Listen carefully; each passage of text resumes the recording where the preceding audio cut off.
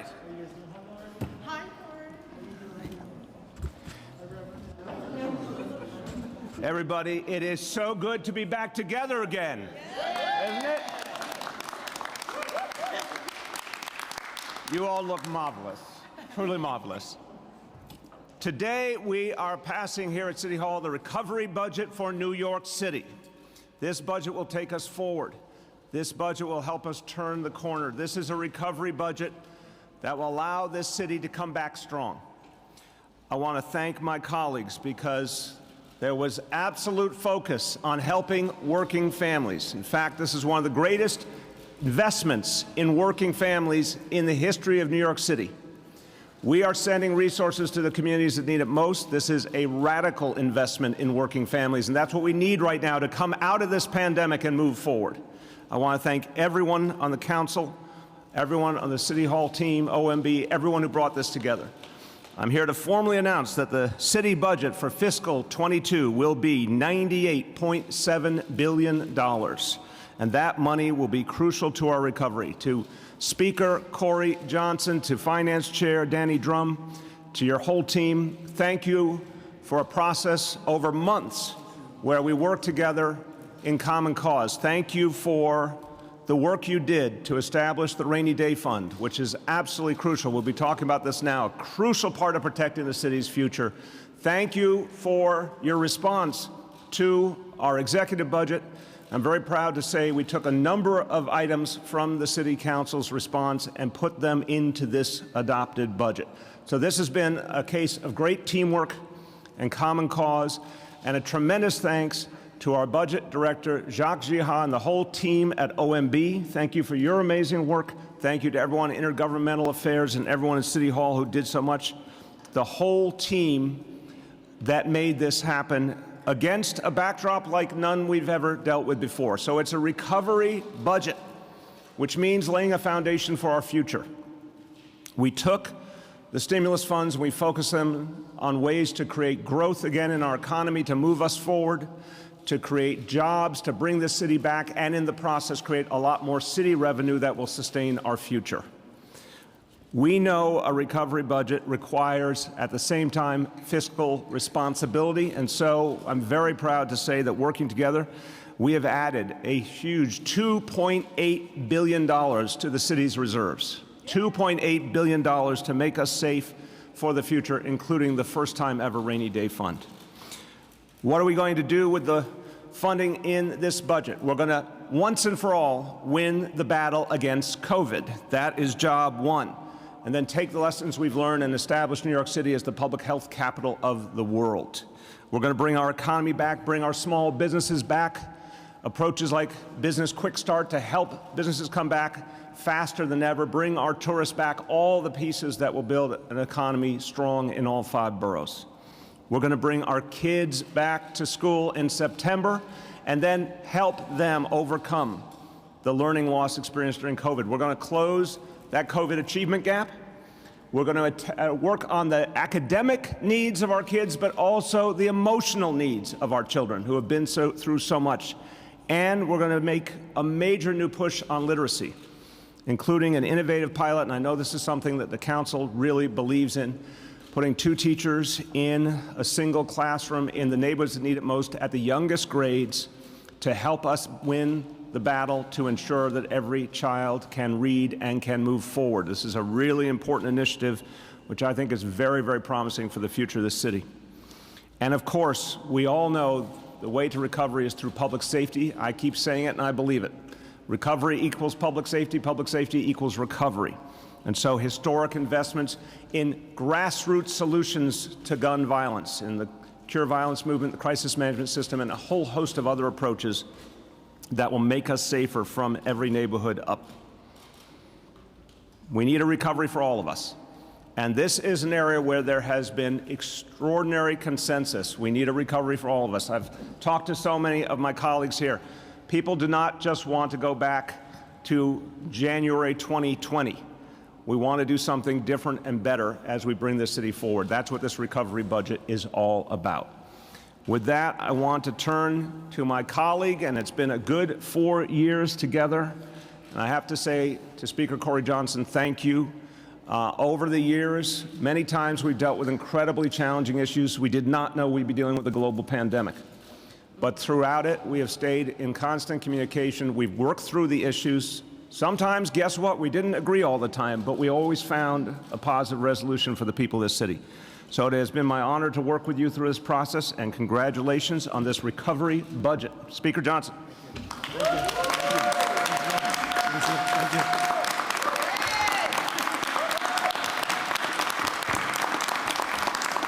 Thank you, thank you.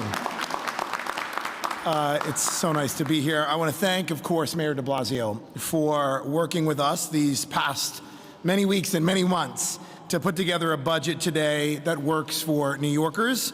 And I really, really want to thank my tremendous colleagues who played an essential and instrumental role in negotiating this deal. Each and every one of you were diligent, were deliberate, were hardworking in hours and hours and hours of meetings, day in and day out, to get us to this point. I especially want to thank an amazing human being, a great friend of mine, someone who I'll be friends with for life, someone who deserves a big round of applause, the chair of the New York City's Finance Committee, Councilmember Danny Drum.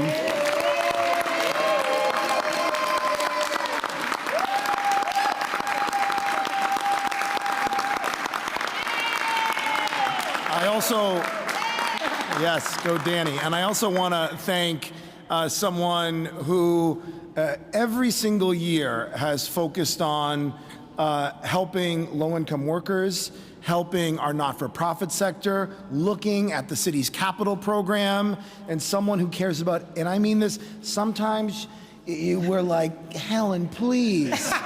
But she does it because she really cares. And I really, really want to thank, she is so thoughtful, she is so diligent, the chair of the council subcommittee on the capital budget, Councilmember Helen Rosenthal.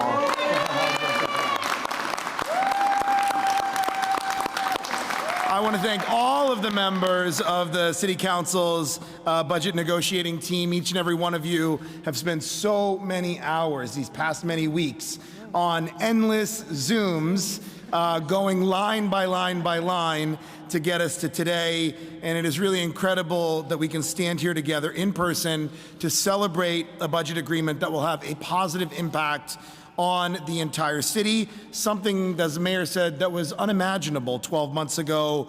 Last year was a very different budget. We had to make terribly difficult decisions. We spent hours painstakingly combing through the budget in a very deliberate way to do as much good as we could with severely reduced means.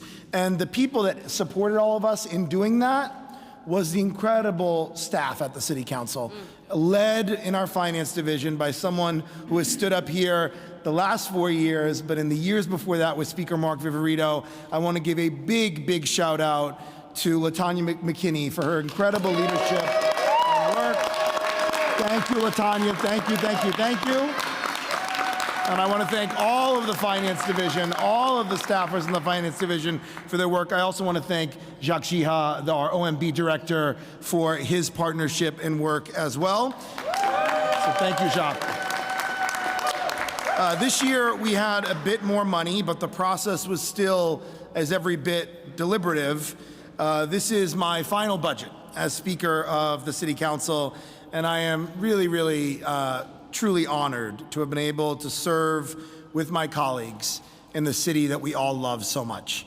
For the last 3.5 years, I have been proud to lead a city council that has been thoughtful, innovative, and imaginative. We didn't shy away from daunting projects, difficult conversations, or tough fights. Whether times were good or bad for New York City, this council worked on behalf of those who needed it the most. And this budget continues our dedication to the most vulnerable and marginalized. We had 3 main goals throughout our budget negotiation. First, helping people recover from the pandemic. Second, rebuilding some of what we lost. And third, reimagining our city to address some of the disparities that COVID-19 laid bare. A big part of our recovery means investing in our students and young people, and this budget does that. We've increased fair student funding to historic levels, something that this City Council has prioritized and fought for years. For the first time ever, every school will receive 100% of their fair student funding money. It's a big deal. It's a really big deal, which means money is going directly to classrooms that need it the most. We are also going to make sure that every school will have a social worker, which is a huge deal as well. And I want to thank our education chair, a very meek, mild, and introverted man, Mark Traeger, for his help during the budget.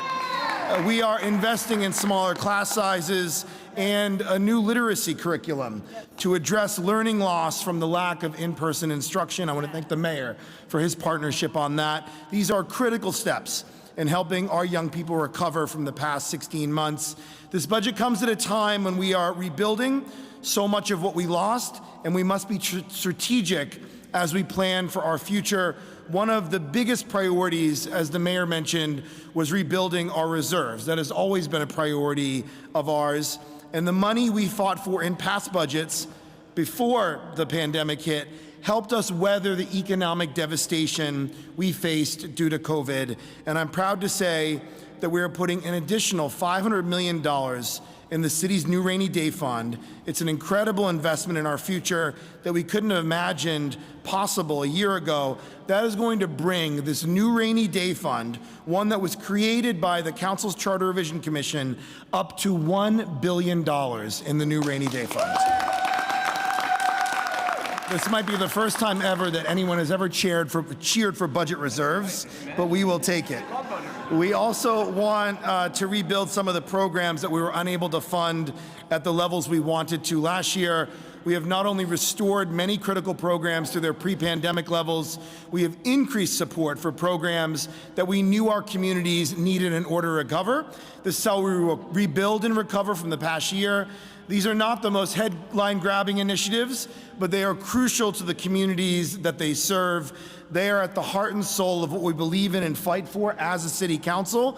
Just to highlight a few, I'm talking about alternatives to incarceration, to keep people out of jail, and instead other programs to help them rebuild their lives, mental health programs for seniors and students and young people, housing programs that will prevent foreclosures and create and preserve affordable housing.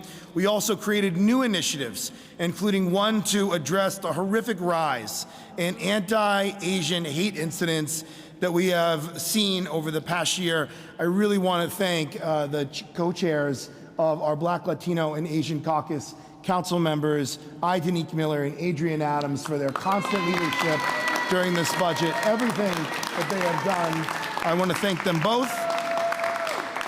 Another part of the rebuilding will be ensuring that New York is providing fundamental services that government is supposed to. I'm happy to report that we reversed many of the painful cuts that we were dealt with last year. Cuts that were felt in our city parks, our cultural institutions, and our libraries. Many of these places have served as refuges to New Yorkers over the past year, and I'm proud to say that we can support them in return. So we reversed all of those cuts that you saw last year to parks and cultural institutions. I could go on and on. I'd go on and on. Sanitation services as well. We reversed all the cuts to sanitation services. I could go on, but I'll end by saying that this budget, my final as Speaker of the City Council, is a continuation of everything we have been committed to as a council. In the beginning, we were fortunate to be in a time of prosperity for our city. Last year, we were dealing with a devastating economic crisis brought on by a global pandemic. And this year, we are supporting a city reopening and recovering from unimaginable loss. But through it all, we have remained committed to equity, to protecting our social safety net, and to doing the most good for the people who need it the most. So I want to thank you, Mr. Mayor, for working with me and with everyone here on the council in good faith to do good work for New Yorkers. I look forward to continuing that work together for the remainder of our terms. And I will just end on a bit of a sappy note. I talk to my mom, of course, every single day. She injured herself, so I hope she's okay. But my mom worked 3 jobs when I was growing up. She was my lunch lady at school, she was a dental hygienist after school, and she cleaned houses on the weekends. My biological father left when I was 11 months old and never came home after work one day, and she became a single mom overnight at 21 years old. And I grew up in public housing. There were 12 units in the town that I grew up in, and I went to a good public school, and I was able to go to a good, very affordable summer camp in the town that I grew up in. My mom had to work during the summer. And so as someone who is an openly gay man that came to New York City at 19 years old with 2 bags, as someone who seroconverted and found out I was HIV positive at 22 years old in 2004, as someone who has been sober from drugs and alcohol, July 13th will be 12 years of sobriety, my most important accomplishment in life. I tell you all of that because when we do this budget, and each one of us could tell a similar story, I'm not the only one. When we do this budget, it is personal to us. These programs are personal to us. The work that we are doing to help children and seniors and public housing residents and new immigrants and teachers and single moms and victims of domestic violence and homeless New Yorkers, that work is personal to us on this city council. And so when we spend hours and hours and hours going line by line, driving each other crazy over each budget line, it is because we care. It is because each one of us has a story that brought us to the New York City Council. Each one of us has a story of our parents or our grandparents who did something to set each one of us up for success, to be able to run for office. Each one of us arrived in this building with a backstory that included many of the things that I talked about. And so to all of my colleagues in government in our final 6 months here, the mayor has spoken eloquently about his family as well. I want to say thank you. Thank you for the partnership over the last 3.5 years. Thank you for caring so much about New Yorkers, and thank you for getting us to the historic today. I love New York City. It is the greatest city in the world. Let's get this budget done. Thank you very much.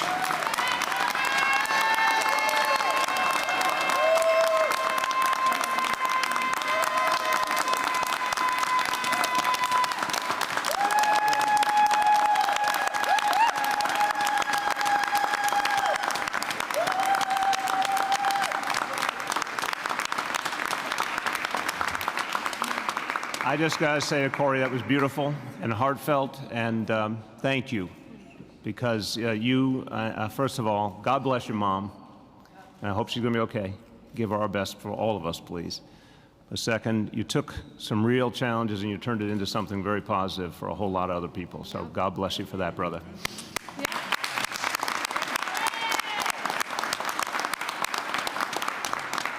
Mr. Speaker, maybe it's time for a handshake. What do you say?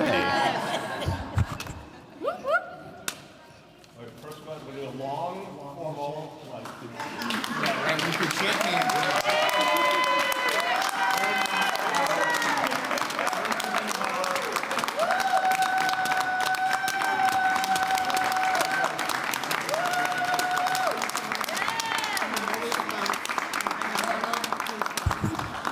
All right, I want to hear from several of our council colleagues, then we'll take questions on the budget. First of all, and he deserves all the praise he got from the Speaker, he steered this process beautifully as chair of the Finance Committee. My pleasure to introduce Councilmember Danny Drum. Thank you very much, Mr. Mayor, for all that you've done for your leadership here in the city. You've had a tremendous impact, a positive impact upon all New Yorkers' lives, and we thank you for your service to the city. Thank you to OBM Director, also Jacques Gia. I've had the opportunity to work with you both as the Finance Department Director and now also as OMB Director. It's been wonderful to work with you, and I appreciate everything you do for the city as well. Of course, thank you to our Speaker, Corey Johnson, who is a dear friend, and I'm just so proud to be able to have had this opportunity. I owe a lot to him, and first I said, I don't know if I want this role as Finance Chair, and he said, we're asking you to serve, and I said, okay, if that's the case, I will serve, and You're still not sure. I'm still not sure. No, actually, I am very sure, and I have to tell you, I have really, really loved this. This has been the highlight of my life, to be able to have an impact on people's lives through the budget process. is really something that I never really could have dreamed of. And I also have to thank all of my colleagues behind me here. And as the Speaker has mentioned and the Mayor has mentioned as well, you know, we go through this process and it's quite rigorous, and we had to sit through all of those hearings, and then we go into B&T. But this is the greatest team that I've ever worked with, and I thank you, each and every one of you, from my heart, for working with us, for being cooperative, for being willing to give, for being willing to compromise, and for being willing to put forward a budget that will affect each of our communities. You know, I bring friends to City Hall and I say to them, this is Debbie Rose from Staten Island, and this is Lori Cumbo from Brooklyn, you know? And I love going around and showing all the different neighborhoods that each of us represent. It really is a wonderful thing, this City Council, so thank you to each of my colleagues as well. Yes. Thank you to Vanessa Gibson as well, my former co-chair, and to also Helen Rosenthal. I love you both very much. Much has been spoken about. I'm very proud of the reserves as well. Moody's is going to be very happy when they see what we're doing. And they just upped us, you know, about a week or so ago as well. The ratings, I think, went up about a week or so ago as well. Yes, and so we're back on the path to being New York again. And but one of the things that I am most proud about in the budget, and you know, I ran for City Council for a lot of reasons, but one of the main reasons was as an LGBT activist. You know, I came out as an openly gay teacher in 1992 to much tumult in one of the most conservative districts in New York City, and it was over the Children of the Rainbow Curriculum. Many of you may remember that. Well, that was 30 years ago. It's hard to believe that was 30 years ago. And today, in this budget, because of my colleagues backing me up and because of the Speaker being there as well, we are putting $2.8 million into an LGBT curriculum package for the Department of Education. For me, that is a huge turnaround. And also, we are going to be investing $5 million into LGBT community services and $4.2 million into trans equity initiatives. This is the first time that we have ever invested that much money into programs for those marginalized communities. So I'm very, very proud of that. I'm told I only have 2 minutes to speak. I've probably already gone over. I'm looking at Paul from here, but I just want to say thank you to everybody who's involved in this process. I don't know. Thank you. It's just been beautiful. And this is my last budget too, so thank you, everybody.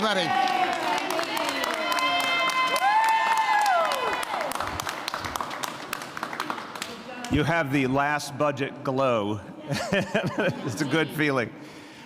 Someone who's fought with great energy for what she believes in, and I always appreciate that. The chair of the subcommittee on capital budget of finance, Councilmember Helen Rosenthal. Thank you, sir. Wow. Well, it's great.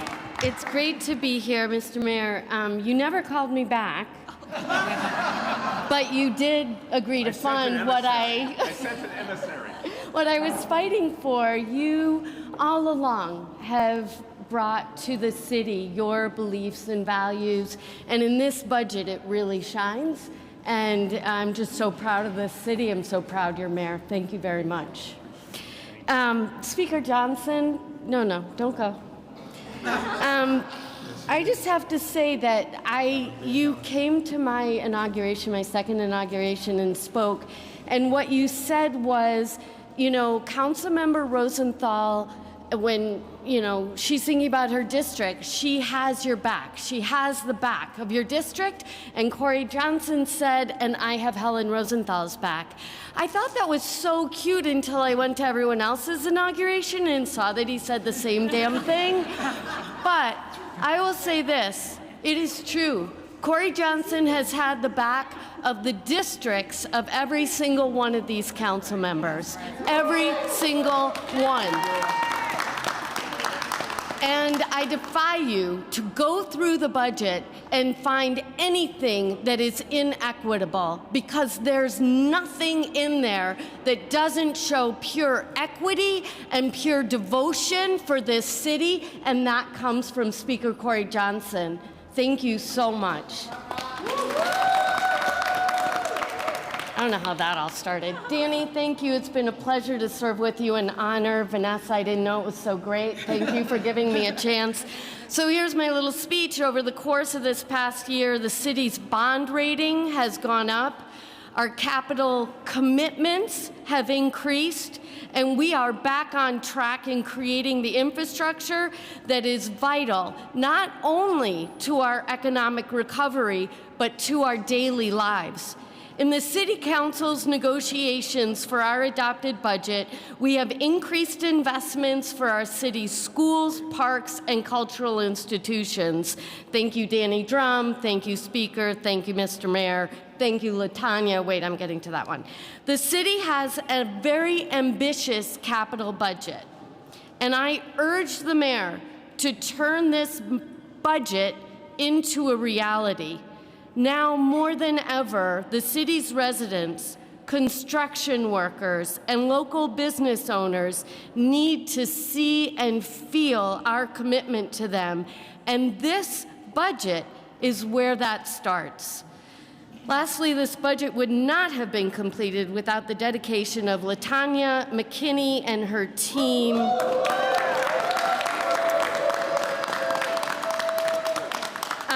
I really want to thank them. In particular, I work closely with Rebecca Chasin and Nathan Toth. I want to thank them. Nathan, I'm sorry you weren't able to go to sleep last night. But it's a closed budget and it's fantastic. Thank you, everyone. Two more members I want to hear from. First, has worked with us on so many fronts. I want to particularly thank her for the work she's done with us on public safety over the years, which has been absolutely crucial. And look forward to great things ahead. Council Member Vanessa Gibson.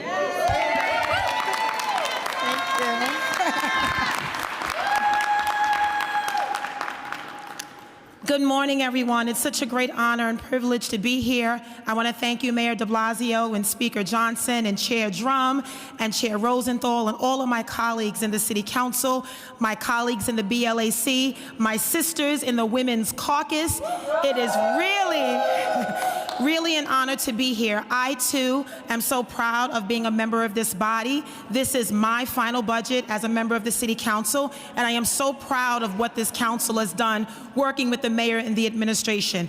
This recovery budget is going to have a transformative impact on many New Yorkers who have struggled over the past year on the devastating impacts of COVID-19. So many New Yorkers have lost hope. They didn't believe that government was there to help them, but this budget, this blueprint, is a reflection of our values and our priorities. We are making investments in education, in healthcare, mental health, therapeutic services, anti-gun violence initiatives, youth programs, and so many programs that will make a real difference. So many marginalized New Yorkers of color, communities of color, veterans and seniors, and LGBT New Yorkers, it is going to make a profound difference. And I am so proud that many of us are in this last season of being in the council, but we truly want to make sure that this budget is a budget that is one that is equal for all. And I could not be more proud that we are really investing in our youth with safe space and recreation and summer youth and Compass, Sonic, Beacon,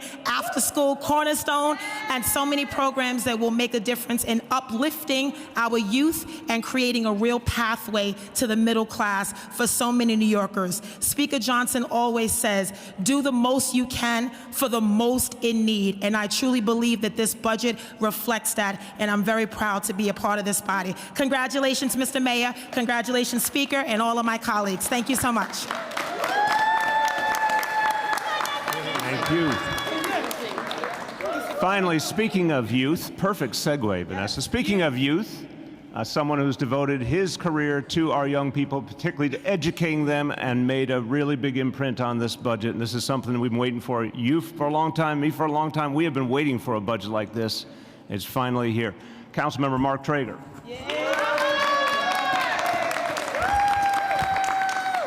Thank you, Mr. Mayor. Thank you, Speaker Johnson. Thank you to my extraordinary council colleagues. These are education champions.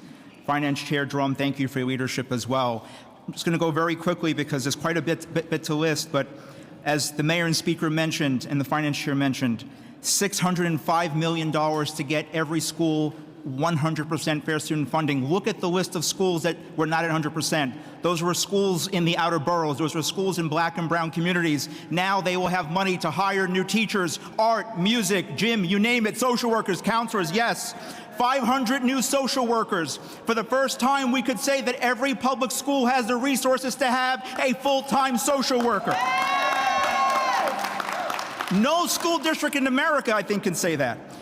137 new community schools to meet the needs of the whole child. $27 million for a literacy curriculum to help struggling readers.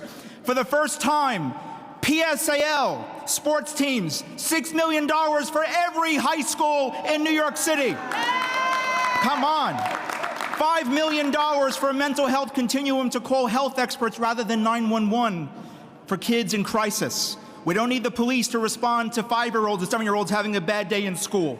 That's right. This council prioritized the social emotional needs of our kids. And lastly, I'll say, our school communities have moved heaven and earth to support our kids. They deserve nothing less. Thank you to my colleagues. Thank you, Mr. Mayor. Thank you, Mr. Speaker, for a powerhouse education budget.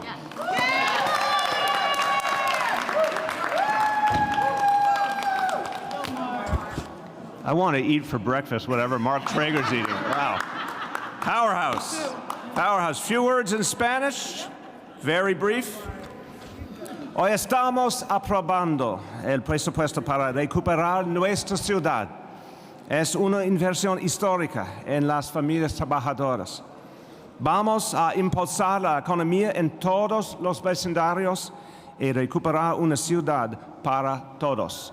Okay, what we're going to do now is 8 journalists, as we do normally in the morning, 8 journalists, 2 questions each, and we're going to do it on topic. Courtney. Sorry, that was confused me. Okay, so this is propped up by $14.2 approximately billion in federal stimulus funding. Is there some concern that this is, just a flood of money that you're not going to be able to see next year? You're basically saddling the next mayor, whoever that may be, potentially with debt. Speaking of debt, what is the out-year gap for? Okay, wait. That's no. First one, my sister, good try. let's try and deal with your first large multi-part question before your second multi-part question. First of all, I find it fascinating you think it's a problem that there is a quote-unquote flood of money coming into New York City. I think it's a great thing. I think the stimulus was amazing. I think the support we got from Albany was amazing. I think finally getting the campaign for fiscal equity money after 20 years was amazing. I think that's all justice. I think we deserve that money and needed that money, especially after what we went through. But what's also clear is we have built reserves intensely, almost back to the levels they were previously. And I'm very confident about a few things. The economy is coming back very strong. So over the next 2 years, as we receive stimulus funding, and that's crucial to indicate, we have 2 full years of stimulus funding. There's a whole other year coming after this. I also expect infrastructure funding at the rate things are going, on top of the stimulus funding. Continuity with the CFE funding. These are all really important pieces of the equation, but what I think is going to happen is revenue is going to come back stronger and stronger as the economy grows at a very fast rate. That is documented. So we feel very confident these pieces will come together. Number 2, go ahead. Oh, well, what is the gap for the out year? But then also, can you, last year, comparing to what's going on now to last year, obviously such a big topic of conversation was the NYPD. Okay, that's really 2 different things. Again, respect. I'm going to talk about the out years. Come on. We're going to go, everyone's going to get a chance, but I need like 1 question at a time. They're big, important questions. We'll obviously be putting out all the materials everyone can go through, but here's the bottom line, the out year gaps. They are manageable. There's been a lot of work to make sure that we handled everything we could in the short term to protect those out-year gaps from being too large. They're absolutely manageable, on top of which we really do expect an extraordinary rebound on revenue. Katie. Bouncing off the question you wouldn't let Courtney answer, last year, I wouldn't let her answer. I want to keep things orderly, and it's all yours now. Last year there was so much tension around the NYPD budget. It appears that the NYPD budget has actually increased in this year's budget. Can you speak to that? I mean, there are some council members who wouldn't vote for the budget last year because of that. They seem to be here in support of it. Can you just talk about the changes and anything like that might have happened? Sure, and I'll keep answering, Speaker, obviously, and your team join in anytime you want. Look, first of all, what's happened in every instance is we listened to the concerns of communities, we paid attention to what was going on in the moment, we tried to make the right adjustments. Right now, we have essentially the same budget as last year. The growth is $200 million, but what that comes down to is the police reform money from the March agreement, and this is crucial. In March, the council and the administration got together to create an unprecedented set of reforms for the NYPD. That included expenditures that went into the NYPD budget for civilian activities. A big piece of the increase is IT needs. We want to have the department be effective. We needed better technology to do it. The other piece, and I say it very openly, is we worked together on overtime. We reduced overtime a lot. We're not able to reduce it quite as much as we wanted. That is a true statement, but we did reduce it quite a bit.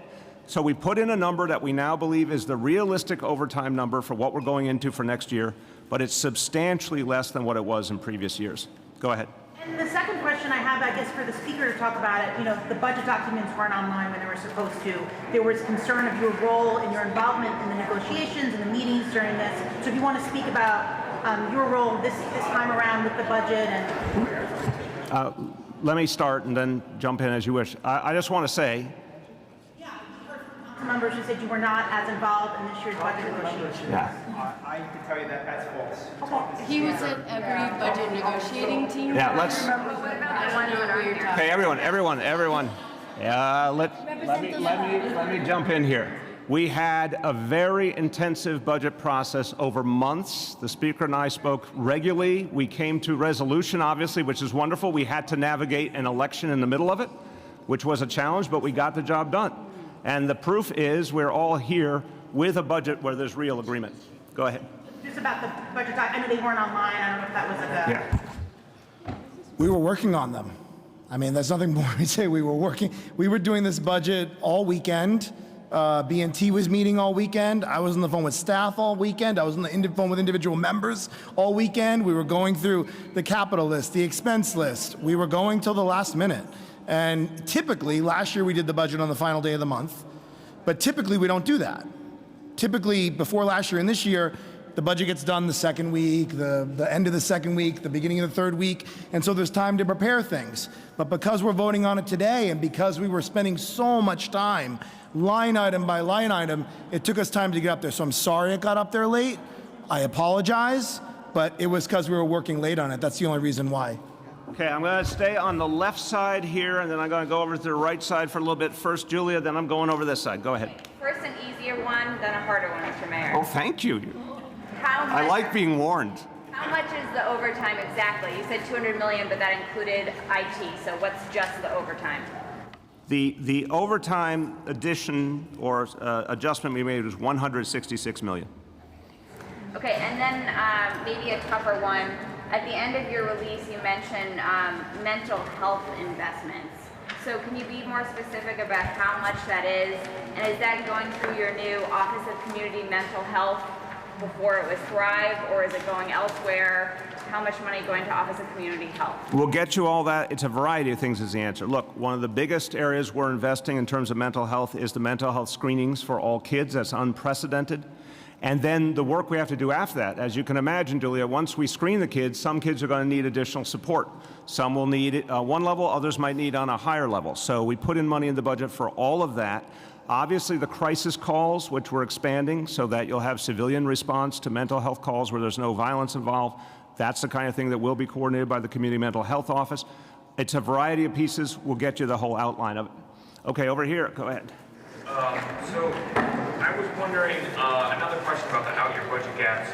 I'm curious what's accounted for in these out-year budget gaps if you feel like you're leaving a realistic picture for the next administration. For example, is the $500 million rainy day fund in every out-year budget gap in this budget? It's $1 billion. Please, you want to start? You added $500 million this time. Is that reflected in every out-year? I don't know that. No, Jock, it's not. It's 1 year. But future councils and administrations are going to have to decide on an annual basis what's going to go into the rainy day fund. But this is a historic thing, $1 billion in the rainy day fund. But I guess my question is, It rolls over each year. so it is in out years, or? No, I'm not sure, Joe. I think what you're saying is what's not in the out years, it stays there. No, Yeah, I think you're asking it in a funny way. It's not about the out years. The reserves carry over. The reserves carry over. They're not spent. They carry over. So next year, there'll be $1 billion in the rainy day fund, and the next mayor and the next city council will have $1 billion in the rainy day fund, and they'll decide if they want to add more money to that. Okay, let me try that. Thank you, and let me just say it another way. I hope will be simple. When the money's not spent, it stays in reserve. When the money's, it's real simple. When the money's not spent, it stays in reserve. So now we brought our reserves, and I want to thank all the councilmen. By the way, I've been at this a long time. I've not met a group of people who cared more about adding to reserves than this group here. I mean, seriously, this is not, it's literally, and you know a thing or two about politics. This is not politics 101, that people say we really want to protect the future as consistently as this group has. So now we're in a situation where we will not have to touch our reserves. They will stay stable. In fact, I expect they'll be added to with each successive budget because we expect really good revenue to be coming in. So I feel, to the bigger question, what are we leaving to the future? I feel that despite what we went through, we've almost restored the reserves to where they were. That's crucial. I feel very good about the revenue forecasts. I feel very good about the spending that's going to help us bring back revenue. I'm really thinking carefully. We don't know who's coming next, but I do want to say I think what that handoff needs to be. I think about that a lot, and I feel very good that this is a good, clean handoff with a fiscally strong budget. And then, along those lines, did you budget for labor wage increases? I know they've been zeroed out in previous budgets. Are those back in for the outlays? So again, we've got the contracts will all be up for negotiation. So we're not presuming what the next administration is going to do. We've covered what we have to cover, and then that's something that's got to be determined for the future, obviously. Jacques, come speak to the... It's 1 year. It wasn't zero. No, come over here so they can hear you, Jacques. Jacques. Come here and talk about this. No, it says 23 is zero out and 22, okay, but in 24 we have 1%. Go ahead.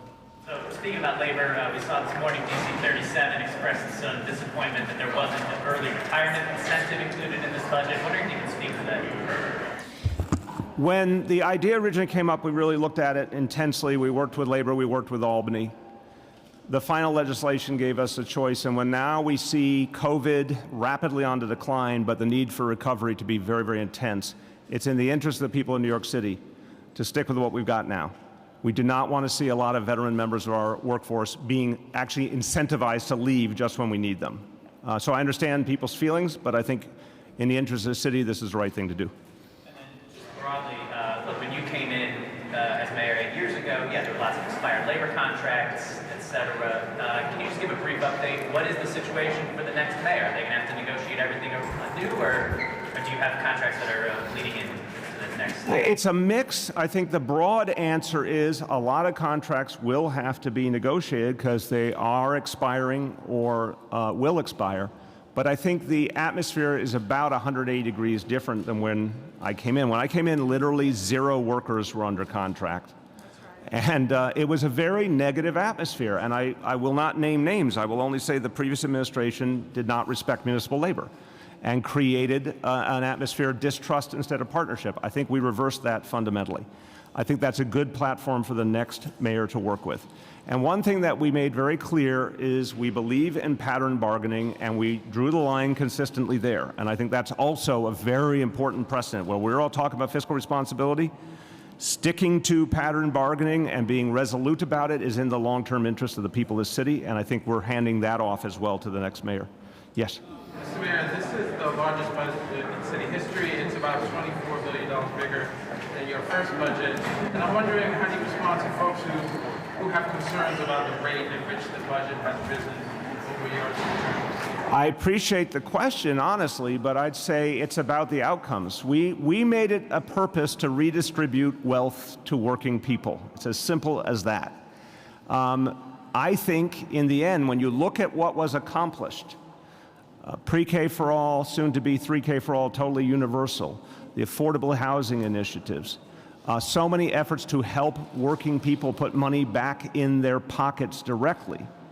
I'm very comfortable that it worked. It helped the city to move forward.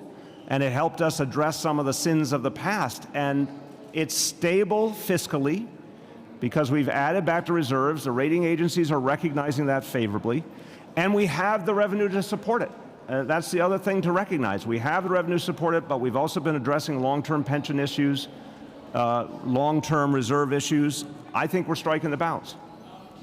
But I know there was an initiative to look at property tax reform. Is that addressed at all in this budget? What happens with property tax? So that the Property Tax Commission, which has been, I think, an extraordinary effort, and I want to thank the Speaker for the great people he put on that commission with us.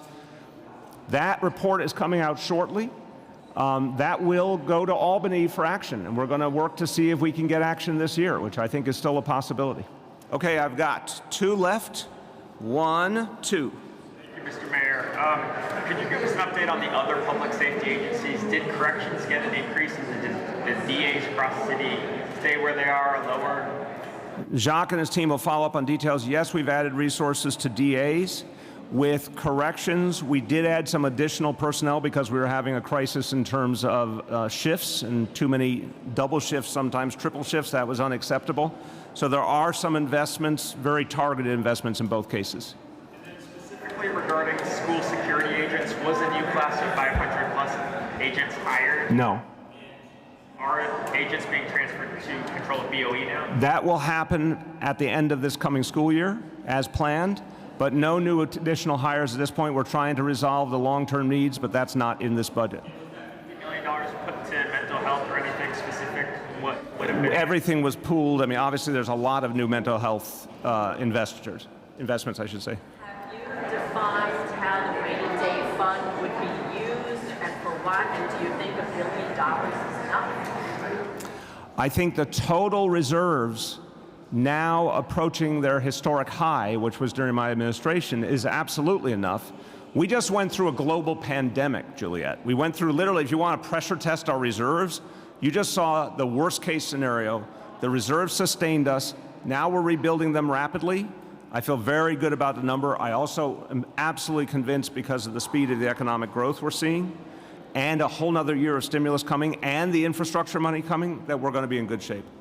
So how important is the fact that the ratings, the Moody's ratings, improved? Very, very important to our future. First of all, when the rating agencies, after everything we've been through with the pandemic, the rating agencies actually say, you guys are now moving in the right direction even after that, and we're affirming it to the world, and we're telling people you can trust New York City, that's incredibly helpful. That's going to be another big piece of our recovery. Okay, everybody, thank you very much.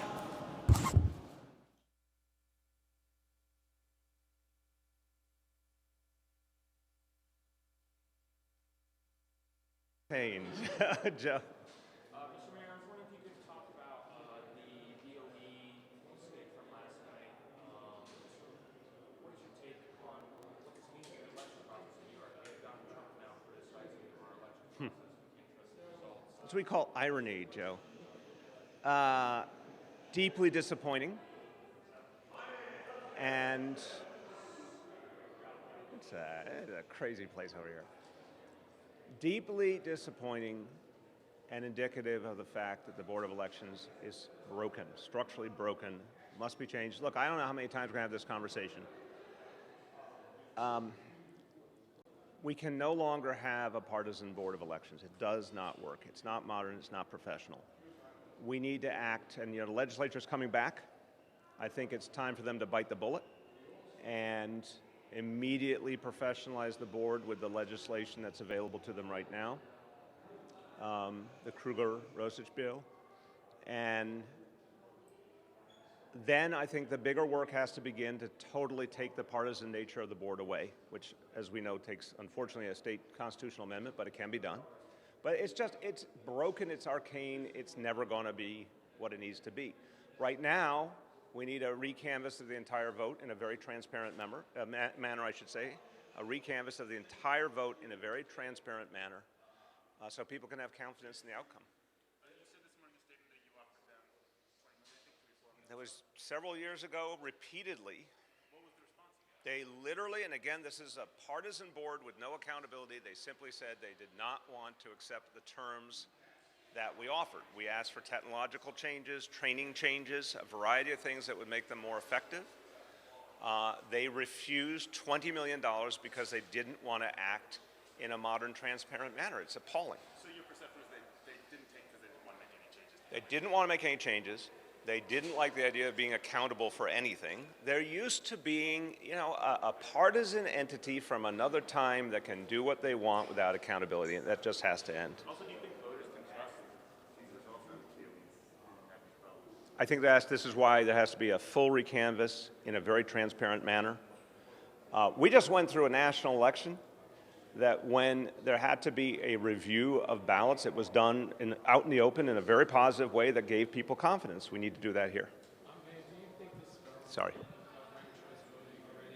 No.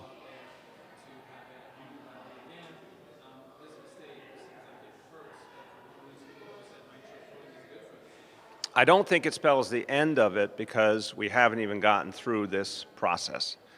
Let's see how this goes with a recanvass and a transparent process and see what the results are in the end and how people feel about that. There are still real advantages. I do agree that it will lead to close examination. I'm not going to be shocked if some people say, hey, maybe this is not worth the trouble. But we haven't even seen the whole process yet. I think it's too early to judge. Well, what they're telling us is that they made a mistake in their process. I mean, that's what we're all hearing, right? That they literally just made a fundamental human error. And I think if they were a modern, professional agency with accountability and transparency, that probably wouldn't have happened. They're a relic from the past. They absolutely have to be changed.